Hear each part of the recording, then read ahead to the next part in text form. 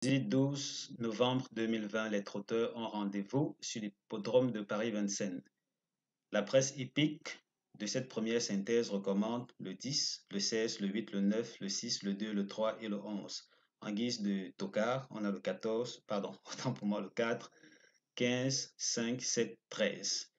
Notre deuxième synthèse, qu'est-ce qu'elle préconise? Elle nous dit qu'il faudrait mettre l'accent sur le 10, le 6, le 9, le 8, le 16, le 2, le 4, le 5. En guise d'autocar, on a ces 5 derniers-ci. Tout naturellement, si vous êtes déjà habitué aux vidéos de la chaîne, à vous d'effectuer votre analyse comparative de ce que ces deux synthèses proposent ou à défaut, récolter le pronostic de l'une de ces synthèses que vous utilisez d'habitude. Maintenant, côté euh, historique du jour, j'ai failli oublier ça. On a eu beaucoup de chance parce que honnêtement, je ne m'attendais pas à ce que deux de nos bases fassent l'arrivée du tiercé, puisque ça a été, comme on l'attendait bien, une course très difficile pour les amateurs de karté et de quinté. Bien entendu, je ne le recommande pas.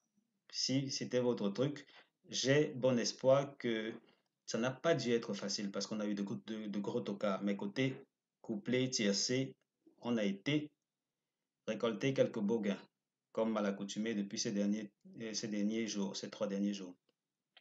Côté base, ou plutôt d'abord, pas base, mais plutôt pronostic optimisé, on se retrouve tout naturellement avec quelque chose d'intéressant aujourd'hui parce que là, la configuration nous dit favori, 6 premiers favoris, on pourrait en tirer quelque chose côté couplet éventuellement, excepté, vous voyez cette course-ci du 10 juillet 2020 où on s'est retrouvé avec des outsiders. Bon, tout naturellement, c'est une course D. Et qui dit course D dit aussi parfois son lot de surprises.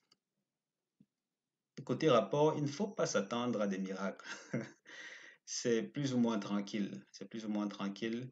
Maintenant, en termes de base, j'ai retenu prioritairement le 8, le 9 et le 6.